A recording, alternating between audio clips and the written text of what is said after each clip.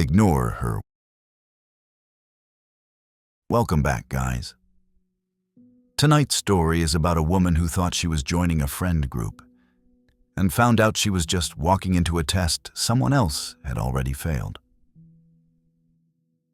The apartment was bright and crowded, warm light, bottle glass clinking, music low enough to talk over, loud enough to pretend not to hear what you didn't like. Food covered the table. Wings, dips, vegetables no one touched. Someone had brought store-bought cookies and put them next to the homemade cake she'd spent all afternoon on. Based on a true story. Her name was Tasha, 32. Good job. Nice place. She didn't think her standards were unreasonable. She wanted a partner who liked her more than he liked conflict avoidance. Her boyfriend's name was Leon, 33. Charismatic in that soft way. He worked in tech. His friends were mostly from an old job. Saturday game nights, group chats, running jokes. He loved to tell her how long they'd all known each other. "You're going to like them," he said. "They're solid, lifers." The first time she heard about the woman, it was a joke. They were on his couch. His phone buzzed. He read the screen and laughed. "It's Rina," he said. "She wants to paint something for the living room, but she says she'll only do it if my girlfriend isn't an artist. Otherwise, she should do it." He smiled like that was cute. Tasha heard what sat under it. A stranger she had never met had already asked who would decorate her boyfriend's walls.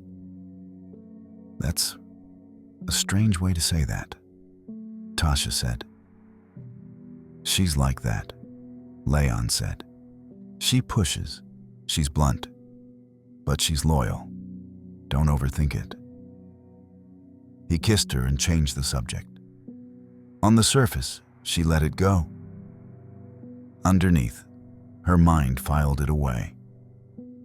The first time she met Rina, she was carrying a tray of food. Leon's apartment was full. Warm bodies, cheap cologne, the smell of buffalo sauce and beer.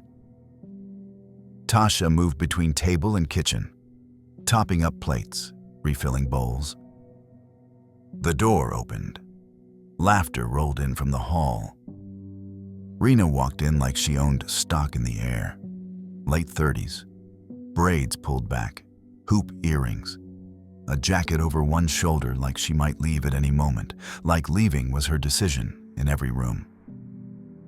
"Finally," Leon said. He hugged her, longer than the others. "This the famous Tasha?" Rina asked, looking her up and down.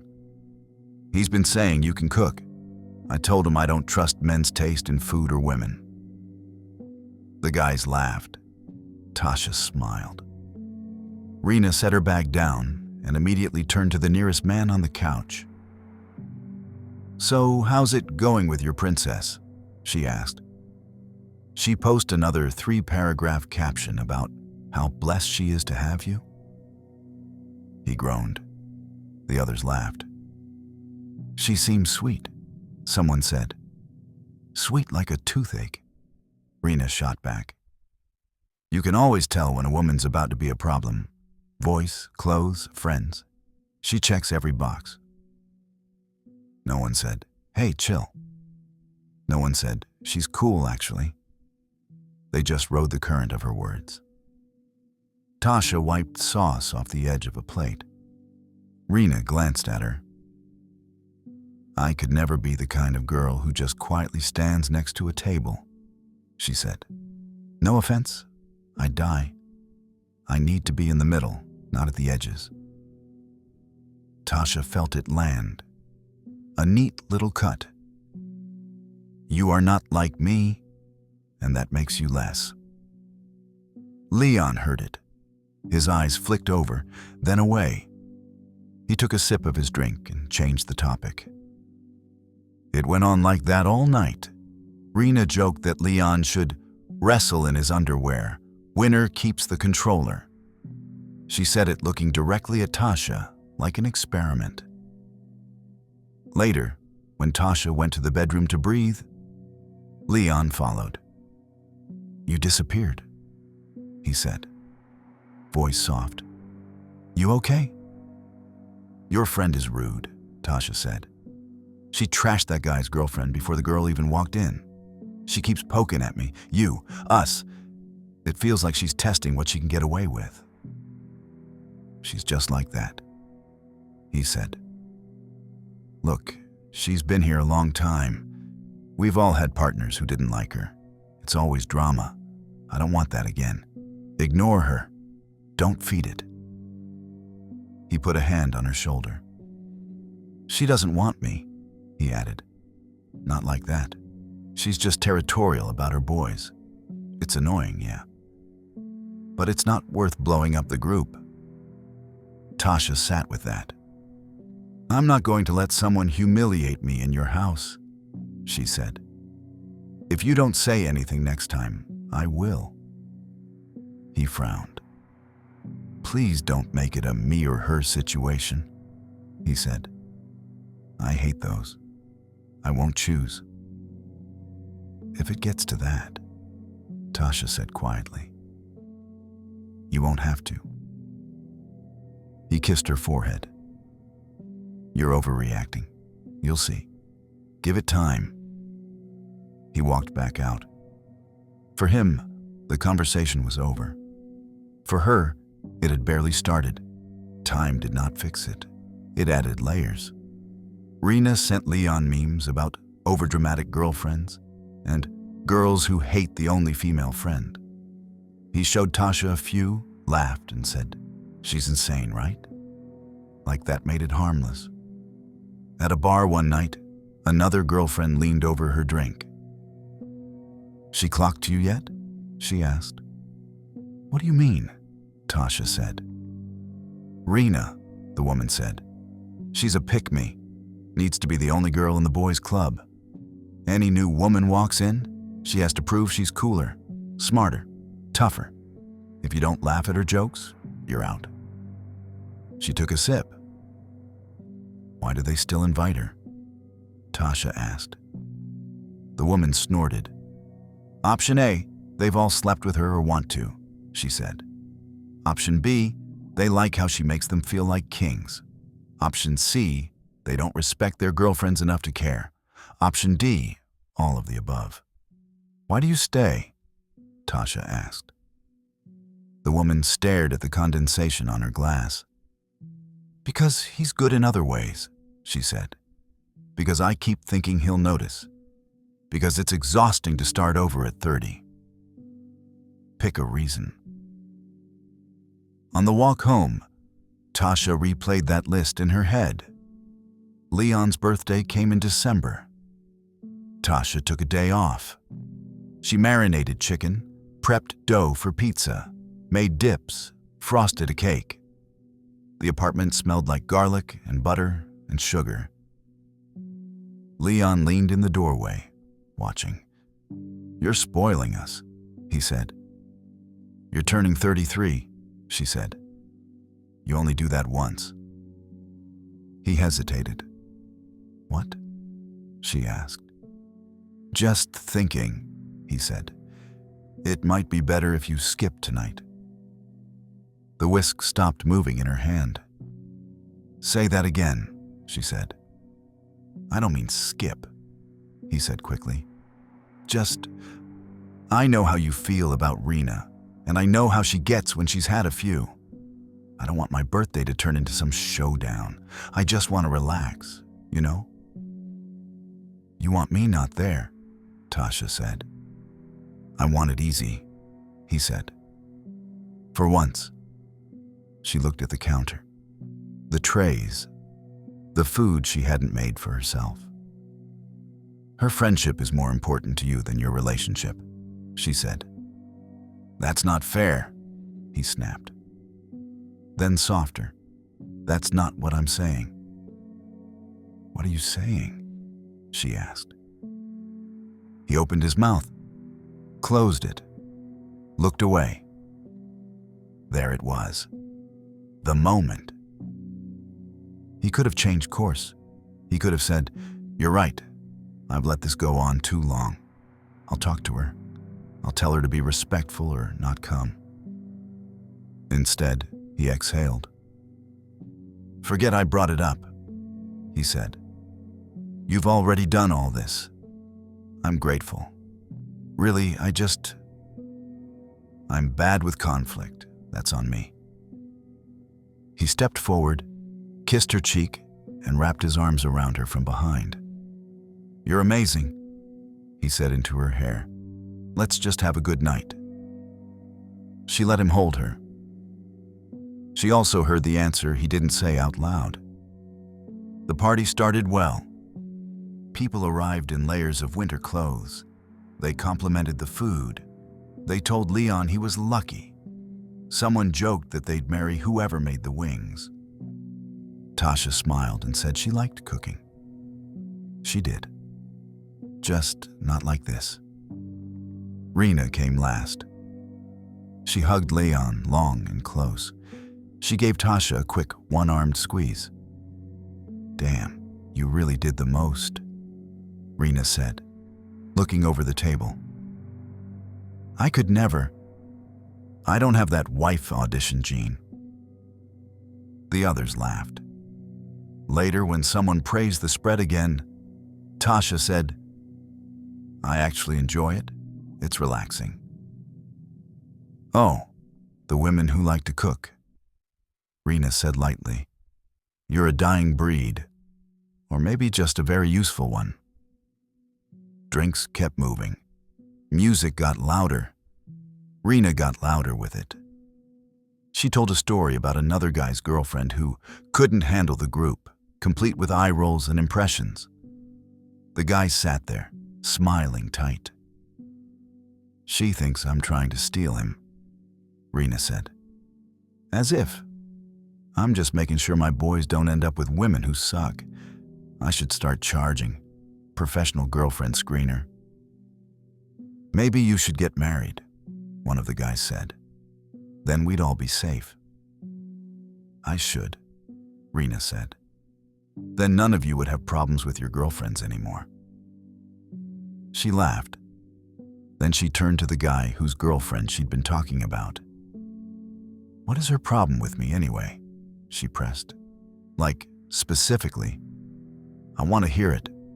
Then I'll explain it to her." He shifted in his seat. "It's fine," he muttered. "Drop it." "No, seriously," she said. "I'm here. She's not. Let's be adults." Tasha felt something inside her tip. She thought of the first painting comment, the jokes, the way Rina always framed herself as victim and judge at the same time. She thought of Leon in the kitchen saying, "I won't choose." She saw the way he was looking at Rina now. Wary, tired, worried, but still not speaking. Tasha put down her drink. "I had a problem with you," she said. The room quieted like somebody turned the volume down. Rina looked over, eyebrows up. "Do tell," she said. Tasha's hands were shaking. She did not hide it. "You told him you'd only give him a painting if I wasn't an artist," she said. "You trashed someone's girlfriend before she walked in the room. Every time I've been here, you've measured me against some invisible test. You joke about him in his underwear while staring at me. You push and then act shocked that anyone notices." Rina's expression flickered. "You think I want your boyfriend," Rina said. "That's what this is. I think you want to be the only woman whose feelings matter in this group," Tasha said. "And every time someone like me walks in, you make sure we know where we stand." She turned to Leon. "And you let it happen," she said. "Over and over. You told me to ignore it. You told me I'd ruin things if I spoke. You asked me not to come tonight." Some of the men looked at Leon. That was the moment he almost did the right thing. You could see it in his jaw, the way it tightened, in the way his hands curled on his knees like he was going to push himself up and say, "She's right." "Rina, stop. I should have stopped this a long time ago." Instead, he sighed. "Tasha," he said, "this isn't the time." "There is never a time that's comfortable for you," she said. "That's the point." Rina stood. "I have never disrespected you," Rina said, voice rising. "I've had his back since before you existed in his life. I have talked you up to him.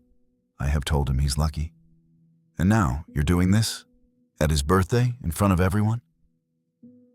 Her eyes were bright, not just angry, hurt in that specific way people feel when their role is threatened.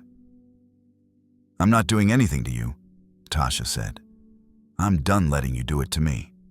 It wasn't a great line. It wasn't clever. It was just the truth. Rina grabbed her coat. "I'm not staying here to be attacked," she said. She looked at Leon. "You going to say anything?" He stared at the floor. "Text me later," she said, and walked out. The door shut behind her. The sound echoed. The party ended not long after. When they were alone, Leon sat at the table. The candles had burned down to wax puddles. "You happy?" he asked. "Are you?" she replied. He rubbed his face. "You humiliated her," he said, "in front of everyone. She left crying. She's made other women cry in this living room," Tasha said. "No one cared then." "She's my friend," he said. "She's been there through everything. You've been here a year. You picked tonight to unload a list. You made me pick sides in front of them." "You picked," Tasha said. "You just don't want to say it out loud." He shook his head. "I still don't get what the big problem is," he said. "She's intense. She jokes too far. That's all. Now, if I talk to her, I'm the bad guy. If I don't, I'm the bad guy to you. It's a lot. For something that could have been handled in private." She watched him. "Do you understand that she was asking you if you were happy with me when I left the room that first night?" Tasha asked. "That you told me that like it was nothing?" He flinched. "I was trying to be transparent," he said. "That's all." "Do you understand that trying to disinvite me from your birthday was the moment you told me exactly where I rank?" she asked. He swallowed. "I messed that up," he said. "I apologized. I wanted to keep the peace. I thought you understood that." "The peace for who?" she asked. "Her or me?" He didn't answer. Her phone lit up on the table. A notification. She didn't look at it. "Are you texting her?" she asked. He glanced at his own phone, lock screen glowing with a new message. "What do you care?" he said. That was honest. She stood. "Pause this if you want," she said. "Cool off. Think. Whatever helps you feel better about it." She walked to the bedroom and started putting her things in a bag. He didn't follow. She sent Rina a message the next day, a long one, calm, explaining that she'd snapped, that she should have pulled her aside instead of calling her out, that she still felt disrespected but wished she'd handled it differently. It showed as delivered, not read. Leon sent a shorter one. "You made it about you. You ruined my friendship. I don't know if I can get past last night." She stared at the words. Her sister called. "Tell me everything," her sister said. She told her. Why do you want to fix this? Her sister asked when she finished. He tried to hide you from his party. He let another woman disrespect you for months. When you finally said something, the only feelings he cared about were hers. I don't want it to be a me or her thing, Tasha said quietly. It's not, her sister said. He already chose. You're just late reading the results. Tasha didn't argue. She moved her things out 2 weeks later. There was no big fight, no affair revealed, no dramatic scene in the rain, just boxes, a ride share, and a man who stood in the doorway saying, I wish you'd been more understanding, while she carried away the plates she'd bought. He kept the painting Rina had finally given him. It was abstract, dark, hung over the couch. She saw it once, months later, in the background of a photo a mutual friend posted.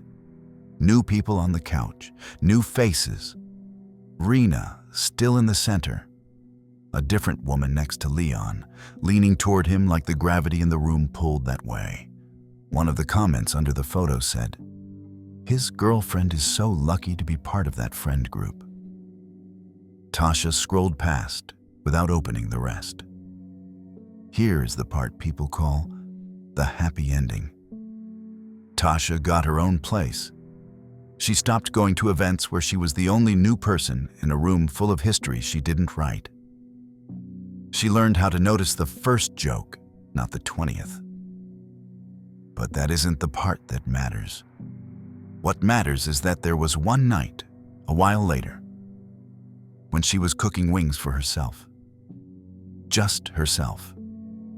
Her phone buzzed with a number she didn't know. A woman's voice on the other end, tense, polite. Hey, the woman said. This is random, I know. I got your number from Maya. You used to date Leon, right? I was just wondering. Did you ever have any issues with his friend Rina? Tasha listened. She could hear noise in the background. Men's voices, laughter, the faint echo of a familiar living room. The woman went on. She keeps making these comments, she said. He tells me to ignore it. Says she's just like that. I don't want to be the jealous girlfriend. Something feels off. I don't know if I'm crazy. Tasha closed her eyes. She could have handed over the whole script. She could have told every story. She could have given the woman a head start out of that room. Instead, she kept her voice steady. I believe you, she said. Silence on the line.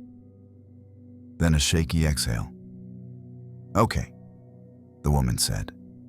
Okay, that helps. What you do with that belief is up to you, Tasha said. But you're not crazy. Did you fix it? The woman asked. With them? Tasha looked at the single plate on her table, at the one glass, at her own quiet kitchen. No, she said. I stopped trying. They said goodbye. She blocked the number after she hung up, not out of cruelty, out of self-preservation. She didn't need to watch someone else walk the same path. The dread in this story is not a ghost in a hallway or a knife under a bed. It is a simple truth. Some rooms are built so that one woman always has to shrink for another to feel big. Some men would rather lose you than lose the comfort of never having to choose. And if you stay long enough, you start to call that feeling love.